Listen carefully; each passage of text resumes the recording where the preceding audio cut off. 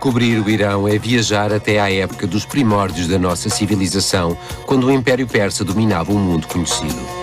Sendo agora República Islâmica do Irão, o país viveu horas sombrias, oferecendo hoje em dia uma imagem mais tranquila e multifacetada. A imagem das delicadas cerâmicas azuis, dos monumentos religiosos de Isfahan, da grandiosidade de Persépolis ou das riquezas de Shiraz.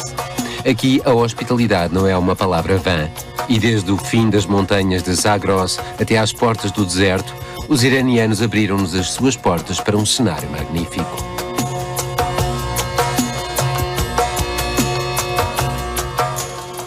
Irão, tesouros da Pérsia. Teherão, a capital, tornou-se em poucos anos uma megalópole de 8 milhões de habitantes. Contrariamente às outras grandes cidades do Irão, é uma cidade recente, onde a história apenas deixou uma marca relativa. A Torre Azadi é um dos símbolos de Teherão. Datada de 1971, mede 45 metros de altura e é coberta por 25 mil placas de mármore branco de Isfahan.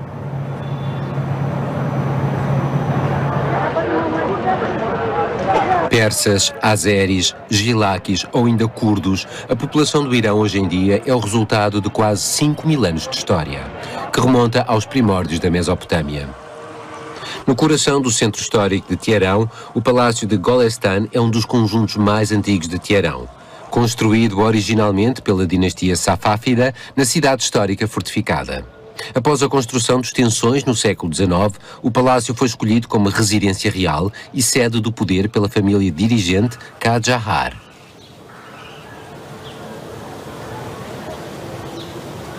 O Golestan encarnou à época um estilo novo, combinando as artes e o artesanato tradicionais persas com elementos da arquitetura e tecnologias europeias do século XVIII.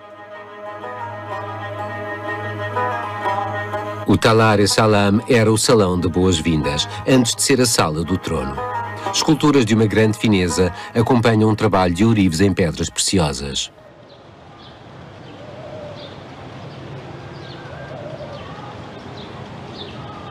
Os jardins dentro dos palácios iranianos têm sempre um papel estético muito importante. Um pouco mais distanciado, o Emarat Badjir é um dos mais antigos edifícios do Palácio de Golestan. Foi construído na época de Shah Fatali e conheceu várias modificações para a seguir ser utilizado sobretudo durante o verão, devido a uma ventilação inteligente e eficaz.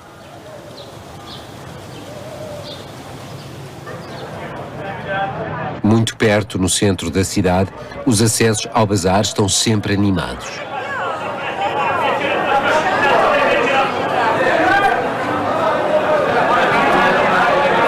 O bazar é um elemento central do comércio no Irão. Segundo estimativas, 8% da economia do país circula pelo bazar, que é muito mais do que um simples mercado. É uma espécie de uma grande bolsa informal, onde os preços das principais mercadorias são regateadas na hora. A cidade cresceu demasiado depressa. As infraestruturas ainda não acompanharam totalmente esse crescimento e os engarrafamentos estão ao nível do tamanho da capital. Partimos agora em direção ao norte da cidade. O local cultural de Sad Abad é verdadeiramente espantoso. Coloca em destaque residências reais que eram frequentadas durante o reinado dos Pahlavi. Durante a Revolução, todos os locais que faziam referência às diferentes dinastias que reinaram no país foram amaldiçoados. Como hoje em dia Teherão é uma cidade jovem, os edifícios como o Palácio Verde são quase o único património histórico existente. Foi-lhes dado destaque e são amplamente visitados por uma população curiosa da opulência destas residências. O Palácio Melat foi sobretudo ocupado pelo Shah Mohammad Reza e pela Rainha Farah. Tinha sido mandado construído pelo seu pai em 1937. Servia de residência de verão, onde se organizavam recepções na sua dezena de salões. Mais embaixo, na cidade, o Palácio Niavaran é a residência onde o último Shah passou mais de 10 anos do seu reinado. Um estilo muito anos 60, mas funcional, com tapetes magníficos associados a móveis de estilo europeu, sem, no entanto, negligenciar uma manifesta influência napoleónica.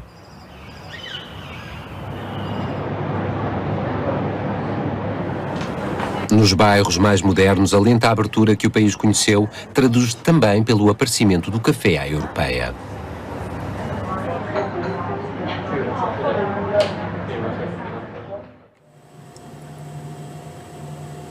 Teherão está a uma altitude média de 1200 metros, estando a cidade rodeada de montanhas, e é no inverno que nos apercebemos melhor desta evidência. Um dos destinos privilegiados dos habitantes é o Monte Toshal, que é servido por um longo teleférico que parte perto da capital.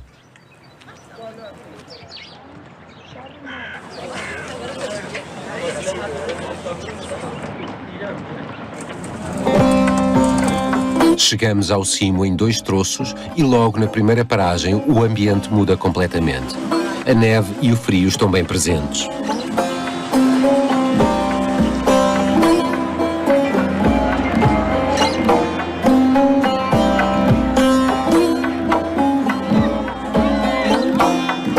É o ponto de partida para longas caminhadas quando as condições climatéricas assim o permitem.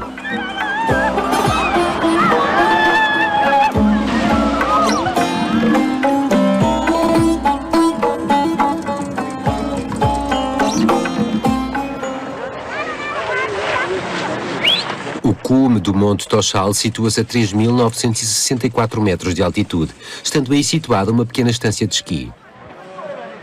Várias telecadeiras permitem desfrutar dos declives e da neve. O ambiente não tem nada a invejar a outras estâncias de esqui em todo o mundo. Por trás do Toshal, um pouco mais a norte, a cadeia de Alborz estende-se através de magníficos vales. Ao longe desenha-se o Monte Damavand, com o seu cone quase perfeito que culmina a 5.671 metros, um dos símbolos do Irão. Dizin é a estância de esqui mais conhecida e mais antiga do Irão, a 2.650 metros de altitude. Ela beneficia de excelentes condições de neve e tem vários teleféricos e telecadeiras.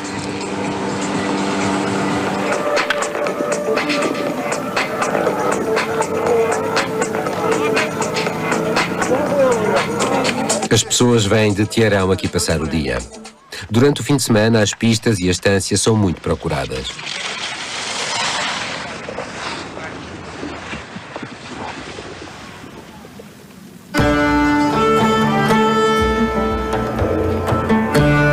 No vale adjacente, Darbanzar e Shemshak são as estações que dependem do Monte Sheshi.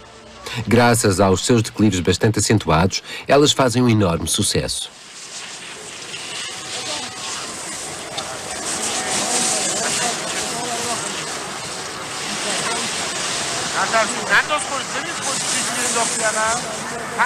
Lá ainda encontramos o ambiente das pequenas estâncias de esqui, bem longe das preocupações da capital, que está a apenas a 2 horas de distância de carro.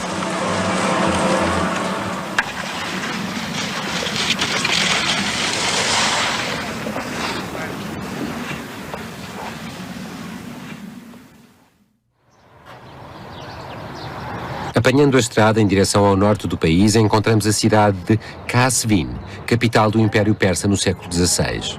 Hoje em dia, mais conhecida pelos seus peritos em caligrafia, é também muito visitada em peregrinações para a oração sobre o túmulo de um filho de um imã, o Imam Sadeh Hussein, muito importante para os xiitas. O mausoléu foi construído no século XIV, reconstruído mais tarde pelos Safávidas e completado no século XIX com um grande portão Qadjar decorado de cerâmicas.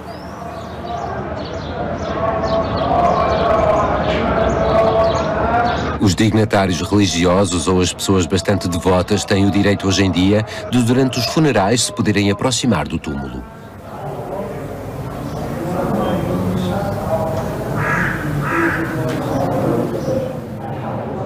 O cenotáfio encontra-se sob a cúpula, no centro de uma peça decorada por um mosaico de espelhos.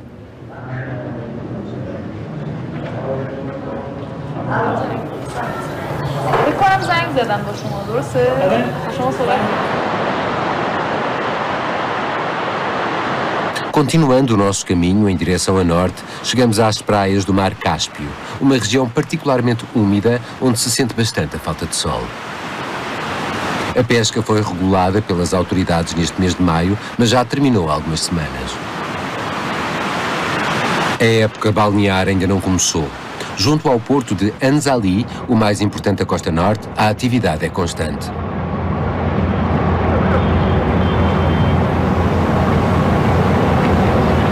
Alguns pescadores lançam mesmo algumas redes.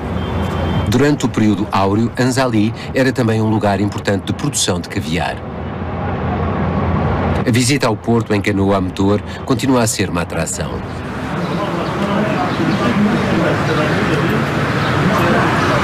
No fim do dia, na aldeia vizinha de Funan, há uma grande agitação. Prepara-se aí uma especialidade local, o culuche, um biscoito coberto de nozes e açúcar. Em primeiro lugar, a massa é longamente amassada.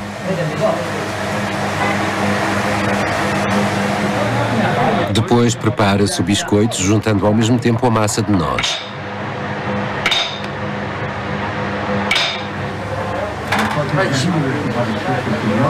Antes de levar ao forno durante alguns minutos, desenha-se uma decoração em relevo.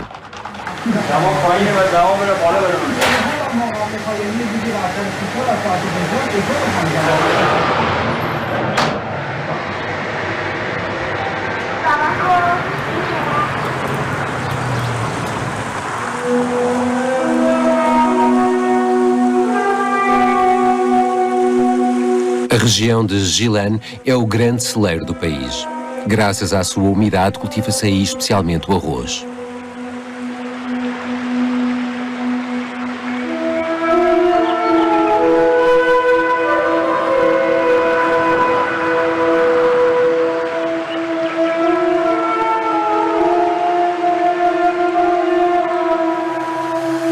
Um pouco mais longe, na planície, são as plantações de chá que ocupam o terreno.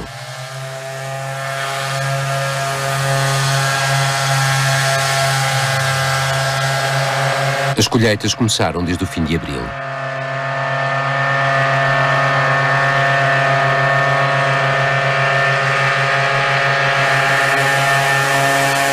Apesar da chuva, as cadências são suportáveis para um chá bastante rústico que nos seus aromas se parece ao que podemos encontrar na Turquia.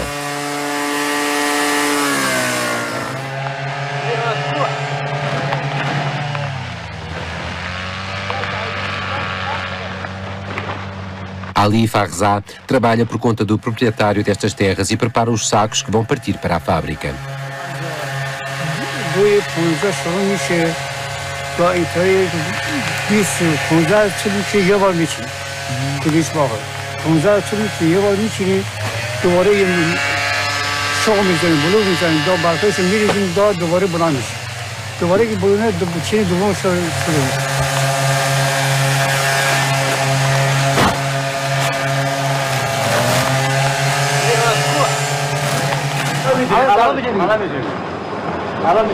Chaisho é uma das inúmeras fábricas de transformação de chá das redondezas. As colheitas do dia são enviadas para um andar onde vão ficar a secar. Bebe-se muito chá no Irão e por isso as colheitas de toda esta região apenas cobrem a procura local. O resto do país importa chá vindo da Índia ou do Sri Lanka. Habib Askari, o gerente, não precisa de procurar oportunidades para vender o seu chá. Ele vende-se por si próprio. Drink tea for starting the day, and it's cornier. In the north of Iran, we try to produce tea for the people that live here. Deixando as planícies para subir um pouco na cadeia de Elburz, encontramos aldeias características desta região de Gilan, como aqui em Mausolé. Situada a 1000 metros de altitude, a arquitetura de Mausolé é única. Os edifícios foram construídos à volta da montanha e estão interligados. Os caminhos e os telhados servem de passeio da mesma forma que as ruas, porque o telhado de uma casa serve de caminho à casa de baixo.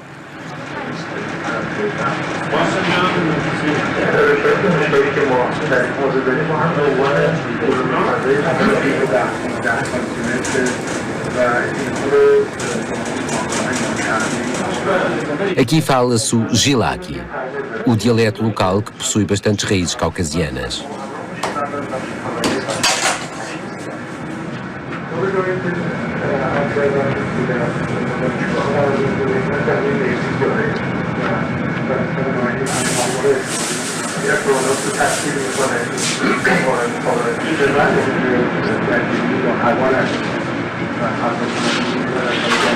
آقای جامعه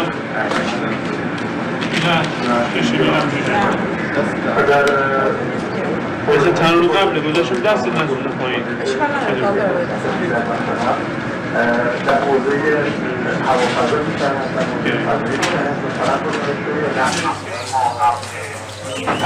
No centro da aldeia, os habitantes vêm tomar um chá acompanhado de pão fresco antes de começar o dia nos campos.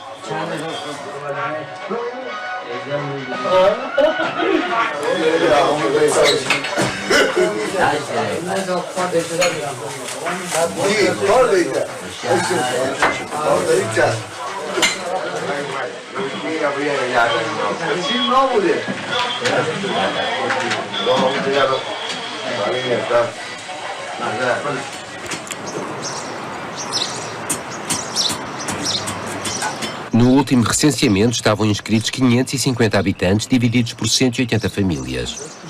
Poucas coisas mudaram desde os inícios da aldeia, que remonta ao século X.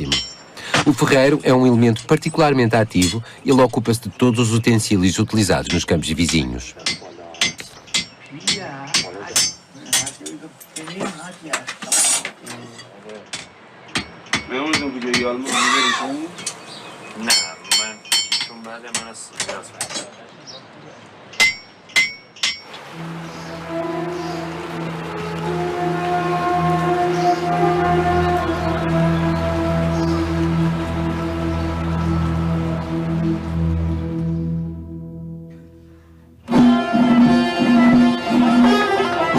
Partimos agora para o centro do país em direção a Isfahan.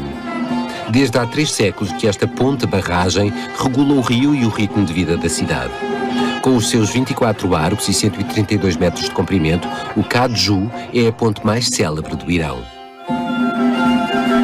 Do século XVI ao século XVIII, Isfahan, situada no centro do país, foi a capital dos Shahs e é uma etapa obrigatória e quase iniciática para todos os viajantes no Irão. Louvada por gerações de poetas como a joia da Pérsia muçulmana, a sua reputação não é em vão. Conhecida antigamente pelo nome de Praça do Shah e hoje em dia por Praça do Imam Khomeini, é uma das maiores praças do mundo, sendo sem dúvida uma das mais belas. A visita a esta praça, onde antigamente se jogava polo, faz-se segundo a tradição de carruagem. Ela está envolvida num enorme esplendor arquitetural, como o Palácio de Ali Kapu, ou ainda como a Mesquita do Shah e como a Mesquita do Sheikh Loftallah.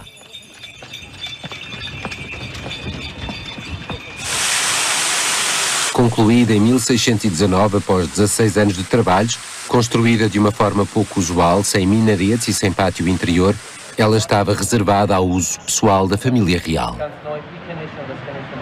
Isfahan deve este esplendor arquitetural ao Shah Abbas I, o grande rei safávida, que trouxe para a sua corte os melhores arquitetos, artesãos, escultores, ceramistas, alguns vindos da Europa, da China e da Índia. A cúpula é notável pela fineza da sua decoração, pelas cores pastel que a luz do dia faz variar em função da altura do sol. O Mihrab é provavelmente um dos mais belos do Irão, rodeado de caligrafias onde podemos encontrar os nomes dos 12 imãs xiitas, bem como os dos arquitetos da mesquita. Em Isfahan, mesmo o acesso ao bazar faz-se por uma porta coberta de frescos magníficos. Abrigado do calor nas passagens abobadadas, o bazar é um dos mais procurados do Irão. Centenas de lojas rivalizam para venderem especiarias, joias ou ainda tapetes. Cada ala tem a sua especialidade e o seu ambiente.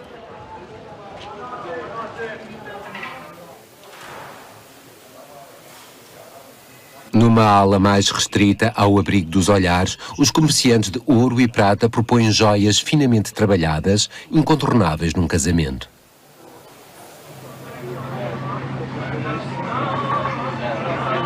Ao lado do bazar, o salão de chá Azadegan é sem dúvida um dos lugares mais atípicos de Isfahan.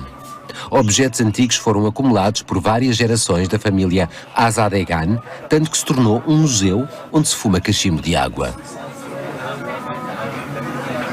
Este modo de fumar tabaco aromatizado com cachimbo de água foi inventado pelos iranianos.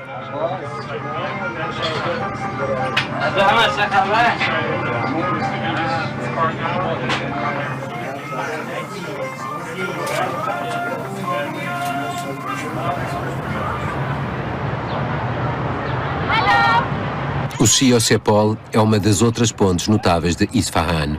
Com 33 arcos e uma circulação em 2 níveis, separava o lado iraniano do lado arménio antes da conquista árabe.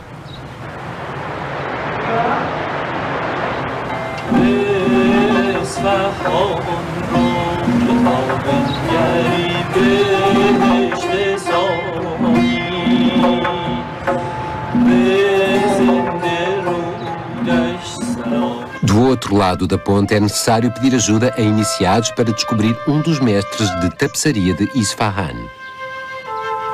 Akbar Madihi, desde muito jovem, frequentou as escolas dos mestres de tapeçaria da cidade, tendo conseguido afirmar o seu estilo, em especial com flores, que ele trata com realismo e audácia em cartões que ele mesmo pinta e que servem de guia para o tecido.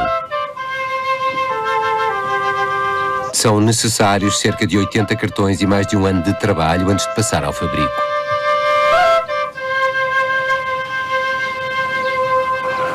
Num dos inúmeros ateliês que eles possuem, Amir, um dos filhos de Akbar, supervisiona o fabrico de um tapete de 25 metros quadrados. For example, this size of this carpet maybe woven. For example, type is about 1 year, but here we have 3 or 4 years. All the day, about 10 persons should be work here to finish it. About 4 years, and this is so hard. So we should have a big emotion, and I want to say only love is a Isfahan carpet.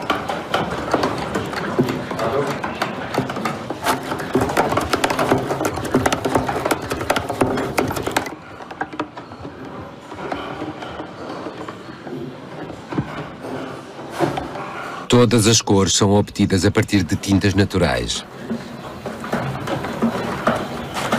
As pranchas de Akbar servem de referência. O trabalho efetua-se com uma precisão impressionante, regularmente controlado pela responsável do ateliê.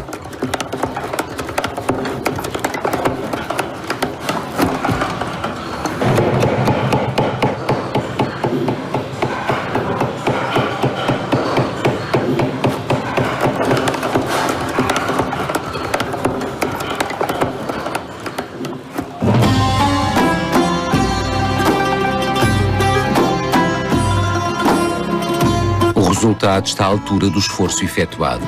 Aqui, neste hall de exposições privado, a família recebe os clientes interessados por estas obras e capazes de gastar perto de 200 mil euros para as adquirir.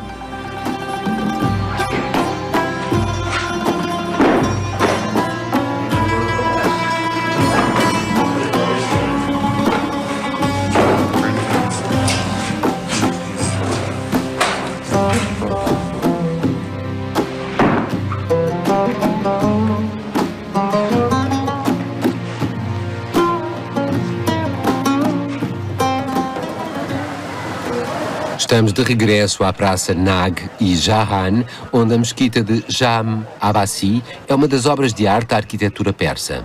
A entrada dá logo o tom com 7 variações de azul que encontramos nos mosaicos e na caligrafia. Por baixo do arco em mármore, cada espaço, cada nicho, é trabalhado de um modo complexo, cada um com a sua própria decoração.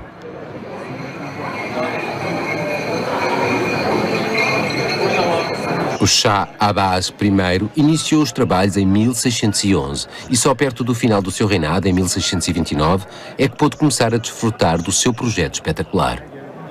A cúpula, com uma altura de 36 metros, é de uma riqueza fantástica, com a sua decoração verdadeiramente excepcional. Hoje em dia, a mesquita serve em especial para a oração de sexta-feira, o que explica que o pátio principal esteja cheio de andaimes para proteger os fiéis do sol. O palácio Ali Kapu era a residência do Shah Abbas I. Graças a este imponente edifício de 6 andares, ele podia desfrutar de uma vista excepcional sobre a grande praça. Melómano concebeu no último andar salões de música com uma excelente acústica para a época.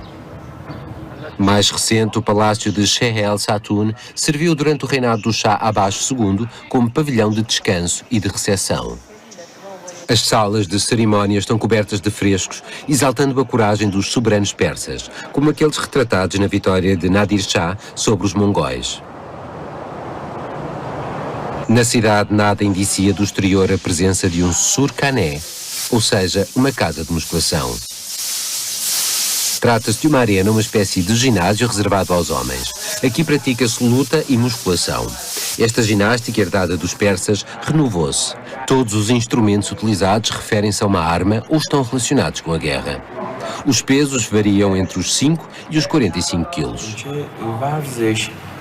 یه تاریخ 5000 ساله داره که از 3000 سال قبل به قبل در زمینایی به نام ترتو که در اون زمین ها اسب دوانی میکردن، در اون زمین ها پهلوان ها ورزش میکردن و بعد دانیست حالگه یکتا سبب ساز کل سبب الله تاره بی چاره کن الله پنجتن نگه دارد 14 معصوم پاک نگه دارد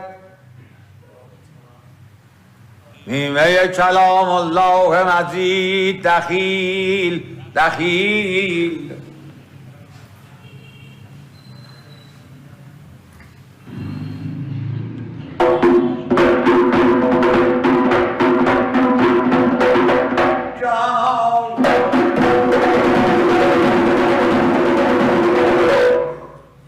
Quando todos estão no ginásio, Moshed, o guia, marca o ritmo dos aquecimentos e da musculação. Abel Fazi é um dos membros mais talentosos deste ginásio.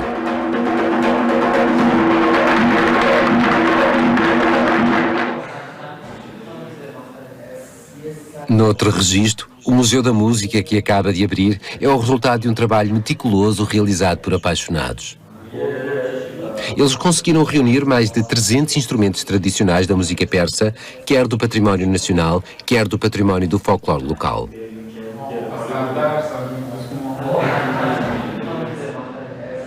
Mehrad é ele próprio um músico de excelência.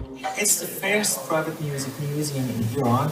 We have started almost 5 months ago, but the starting of collecting all things belongs to more than 30 years ago. And you know, it's by love. We have collected all by love and what we like about our culture, our music and our instruments. Mehrad reúne muitas vezes à sua volta músicos considerados como grandes mestres nas suas especialidades.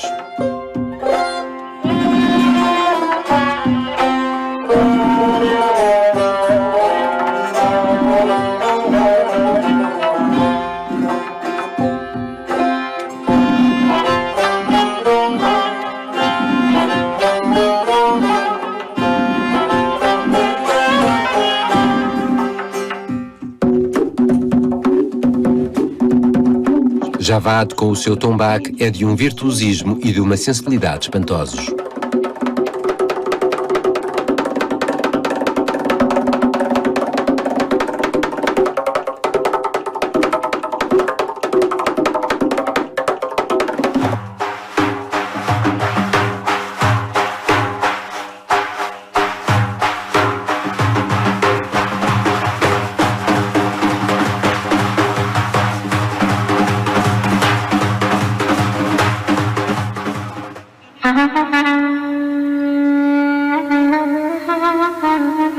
A leste de Isfahan, as montanhas de Zagros formam uma das principais cadeias montanhosas do país.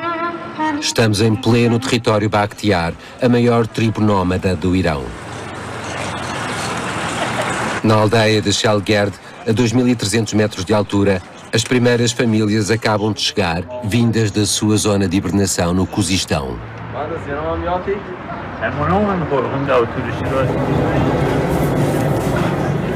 O O padeiro tem de aumentar a sua produção.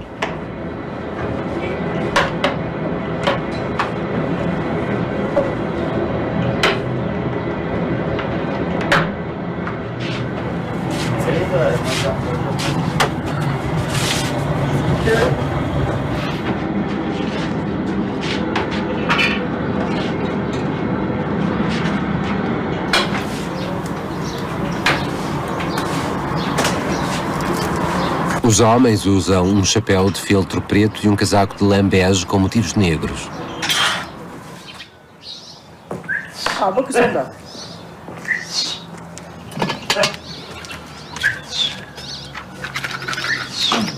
Na casa de Faribors prepara-se um optorshi, uma especialidade à base de frutos secos. جو اول با روغن نه با پیاز بعد پیاز که سرخ روی یکم آرد بزنیم بس آردم که سرخ روی بعد کمی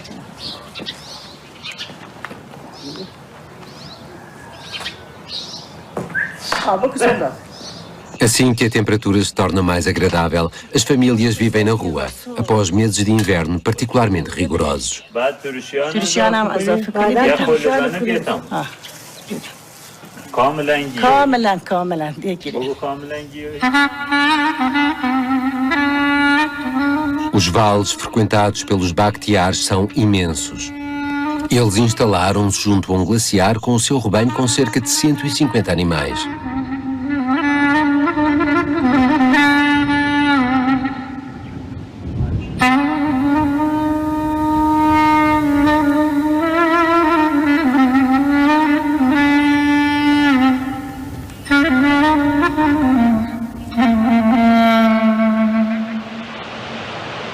Durante o inverno, tudo fica coberto de espessas camadas de neve que neste mês de maio começam a derreter. É aqui que o Kurang, um dos maiores rios da região, tem a sua origem.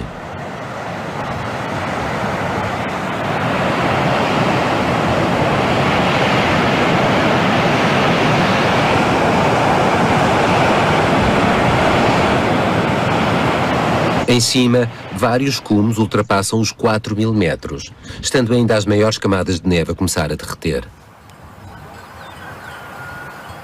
Mais embaixo, no vale próximo de Shelgred, uma família completa a sua jornada de centenas de quilómetros. Estão quase a chegar ao local onde vão viver durante o verão. Todos os seus pertences estão em cima dos cavalos e das mulas.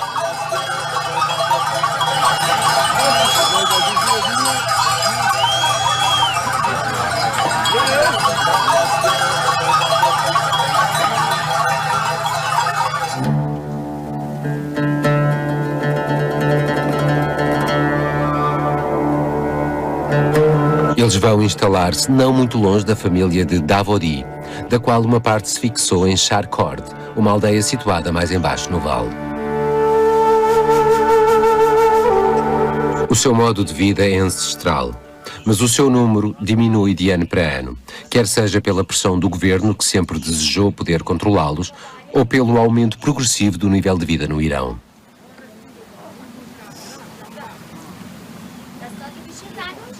Para além disso, as crianças são escolarizadas, sem esquecer que a vida sem água corrente e sem eletricidade não é fácil. Mas a criação de gado continua a ser o fundamento e um motor migratório destas sociedades tribais bastante hierarquizadas. As panquecas de trigo acompanham o chá da manhã e são a base de toda a alimentação ao longo do dia. Logo de manhã, os tapetes que servem para a família dormir são enrolados de lado e permitem assim receber os visitantes.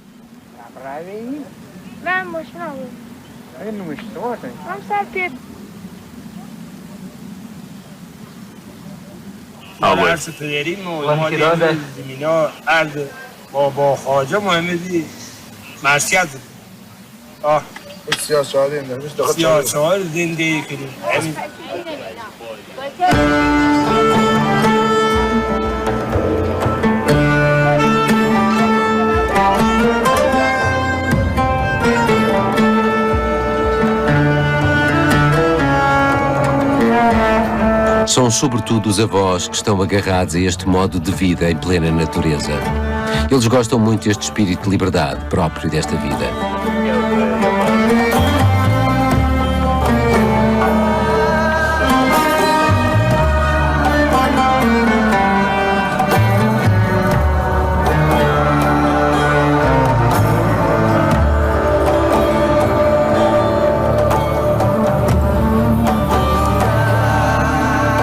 Nestes vales à volta de Zard Ku, que culmina a 4.500 metros, os rebanhos encontram bastante comida e água.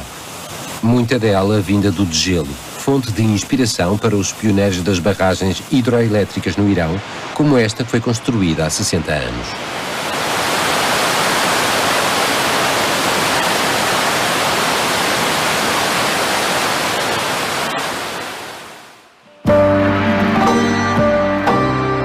Continuamos a nossa rota em direção ao sul do país, onde a paisagem se tornou deserta. Mebod é uma cidade de mais de 1800 anos, cujo centro histórico, construído em terra, resiste ainda hoje aos ventos vindos do deserto. O castelo de Narin é o vestígio mais antigo para este tipo de construção. Ele é anterior à chegada do Islão ao país. Foi construído na colina de Galin, de onde domina toda a cidade. Os historiadores estão divididos. Se por um lado estão de acordo que ele serviu sob as dinastias Aquemênida e Sassânida, alguns avançam que poderá ter sido um dos primeiros templos de fogo dos zoroastristas.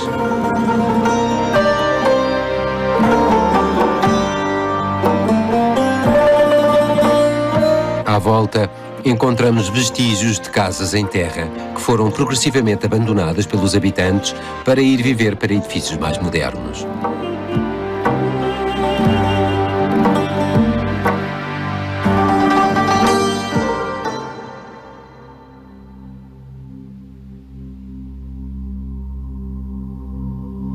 A 70 km de Meibod, situado entre o deserto de Dasht e Kavira Norte e o de Dasht e Lut a sul, Yazd é uma cidade surpreendente. De acordo com a Unesco, trata-se de uma das mais antigas cidades do mundo a seguir a Ur, na Mesopotâmia. Yazd era conhecida 3000 anos antes de Cristo sob o nome de Yazatis. Com minaretes com uma altura de perto de 50 metros, a mesquita Hamé possui uma das entradas mais importantes do Irão. Terá sido construída no século XV sobre os vestígios de uma mesquita datada do século XII, ela própria substituta de um antigo templo do fogo. Ela é um dos mais belos exemplos do estilo Azari. Os mosaicos são finamente trabalhados e aí podemos encontrar vários temas florais que é suposto mostrarem a que se parece o paraíso.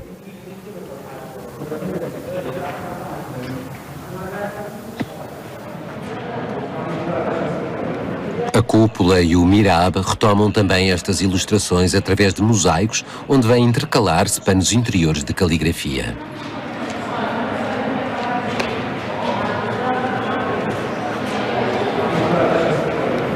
A mesquita ainda está em atividade e é considerada como a grande mesquita de Yazd.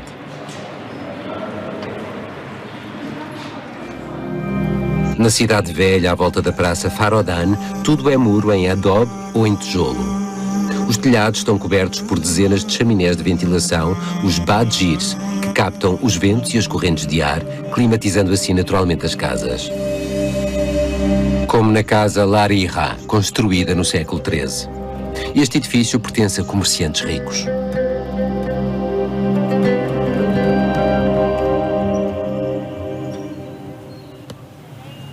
Na parte mais moderna da cidade, os comerciantes continuaram a atividade que fez de Yazd, na época de Marco Polo, uma das cidades mais ativas da Rota da Seda.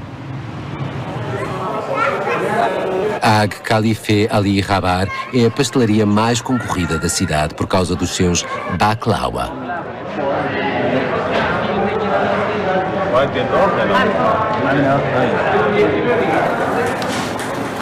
Entrando na cozinha, podemos perceber os segredos destes bolos que são muito mais açucarados do que no Médio Oriente.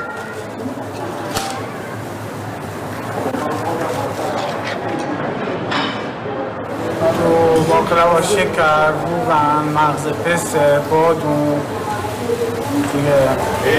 دل، گلاب، همینا باش برای ما که میره خیر آماده میشه یا بره ما میبریم و جعبه میکنیم بعد یا قاب میکنه.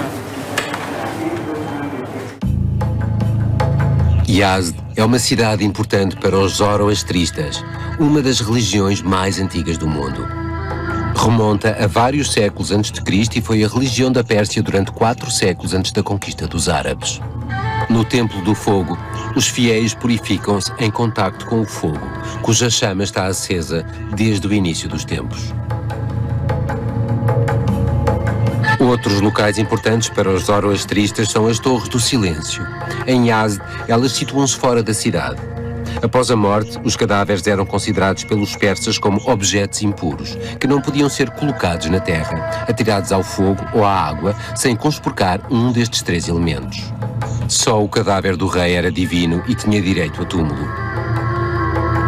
Os outros corpos eram expostos em grandes torres abertas, as Torres do Silêncio, para aí serem devorados pelas aves de rapina. Quando já só sobravam os ossos, eram então levados para um ossário central.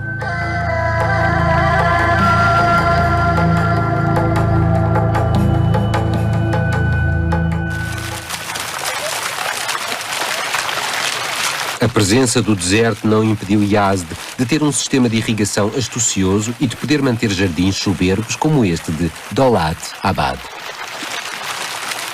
Na estrada de Shiraz em direção ao oeste, é costume fazerem-se várias paragens simbólicas, por exemplo em Abarku, onde se para por instantes para ver um cipreste com perto de 4.500 anos, venerado pelos zoroastristas.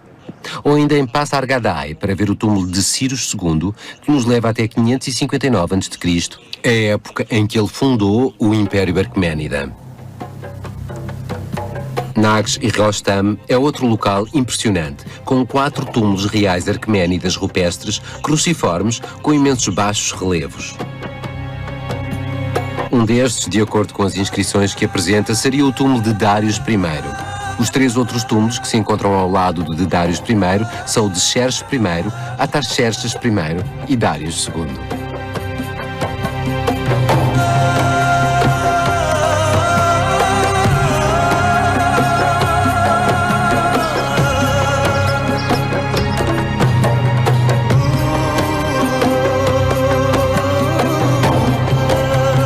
Darius descansa a poucos quilómetros da sua obra-prima, Persépolis, chamada Parsa originalmente.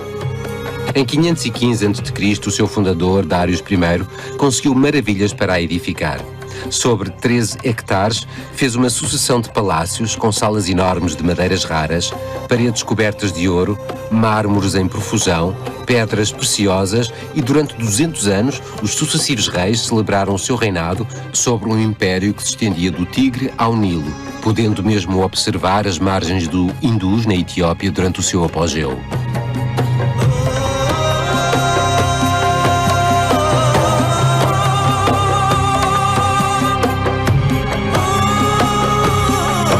Darius acumulou tanta riqueza que quando Alexandre o Grande conquistou a cidade em 330, precisou de 10.000 mulas e 500 camelos para conseguir levar tudo. Logo após, Persépolis foi incendiada.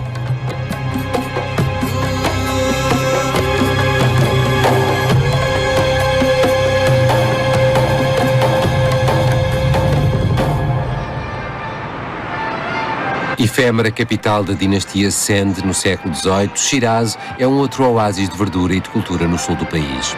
Ela deve a sua reputação de centro literário da Pérsia aos poetas como Hafez, que viveu no século XIV. Ainda hoje é o poeta mais venerado do país, vindo as pessoas ao seu túmulo de mármore recitar alguns versos de Divan, a sua obra monumental.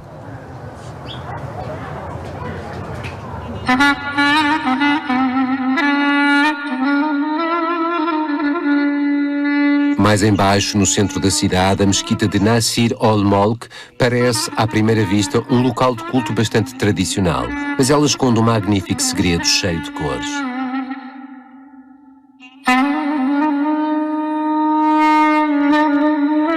Uma sala de oração completamente iluminada por vitrais que põe em evidência as abóbadas e a decoração da sala logo aos primeiros raios de sol matinais.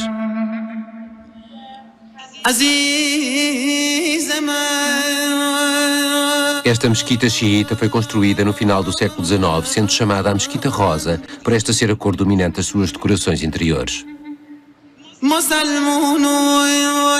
Sobre inúmeros pilares, um olhar treinado poderá distinguir na pedra estacas de madeira. Trata-se, nesta importante zona sísmica, de amenizar ao máximo as consequências de um tremor de terra.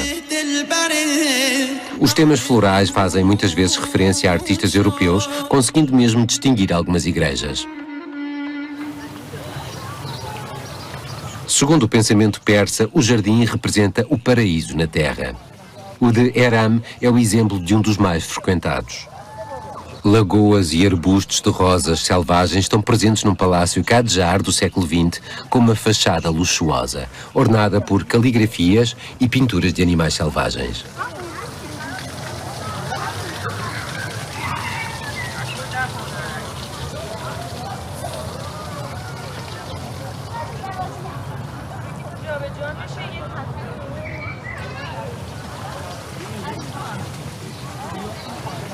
Shiraz é uma cidade nostálgica do seu passado, onde magníficas propriedades tomaram lugar de antigas casas de comerciantes.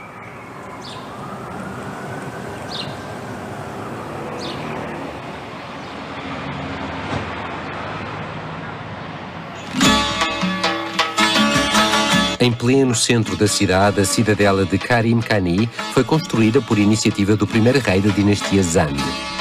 O soberano esperava poder rivalizar com os esplendores de Isfahan.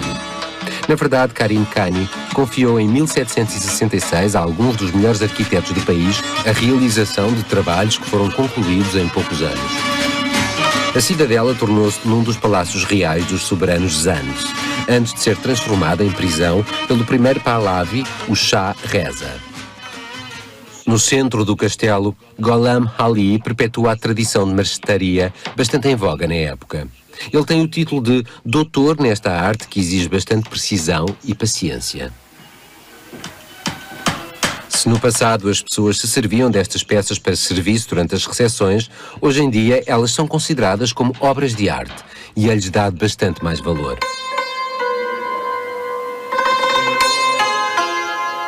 O hammam é o local mais íntimo do palácio e muitas vezes o mais belo.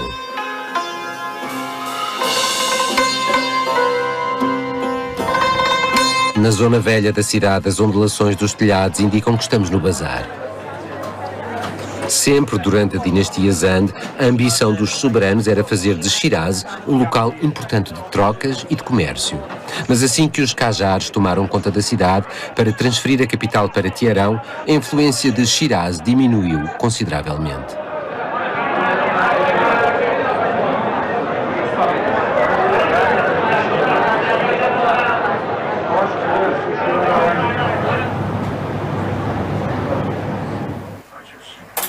É um pouco mais atrás do bazar que encontramos lojas minúsculas de artesãos que trabalham bem as joias, o ouro e a prata e que mantêm assim uma atividade ainda florescente.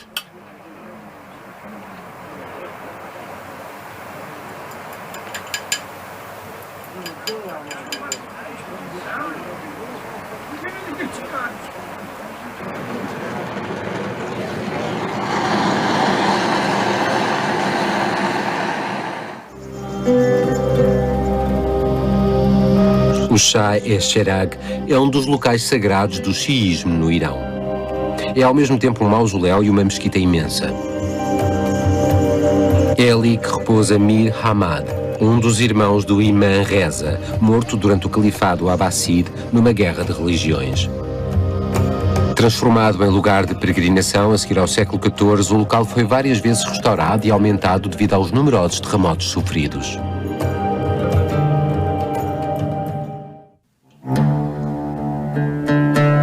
Como estão 37 graus em Shiraz, as últimas neves do Ronji derretem lentamente a 3.700 metros de altitude.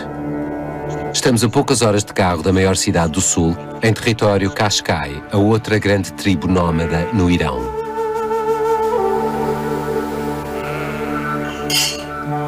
Bahman veio juntar-se à família que chegou há pouco para passar os vários meses de verão.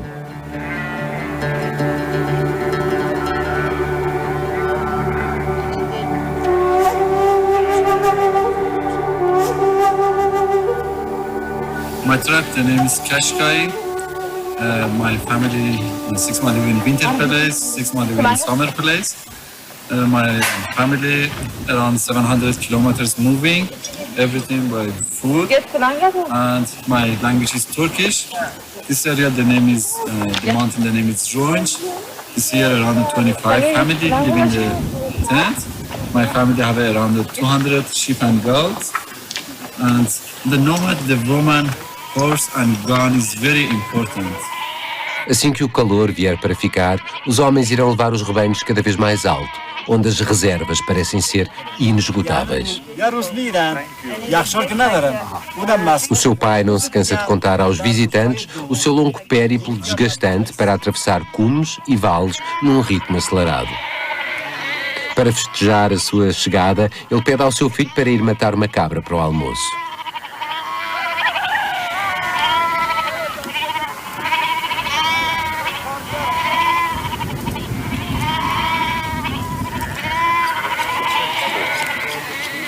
Todo um ritual respeitoso se desenvolve junto ao ribeiro, enquanto a mãe de Bahman prepara os legumes.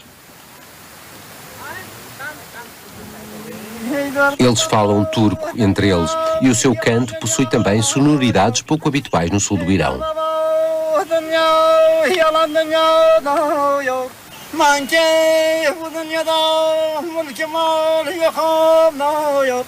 من که bu dünyada mülke mal yakamda yok.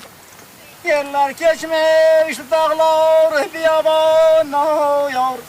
Benim dostum gitmiş o dağlarda yani gümanla yok. Hay gümanla yok. Senin aney boynuna men aduna yok.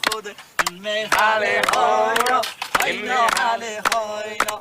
İnne hale hayna, hayna hale hayna. İnne hale hayna, hayna hale hayna. Hayna hay hay hay.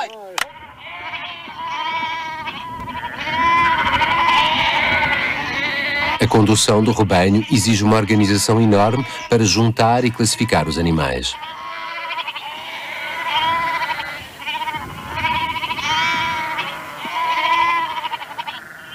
Só agora todo o clã vai poder almoçar e desfrutar de um pouco de descanso. É no sul do Irão que terminamos o nosso périplo por um país que ainda possui muitas riquezas para nos revelar.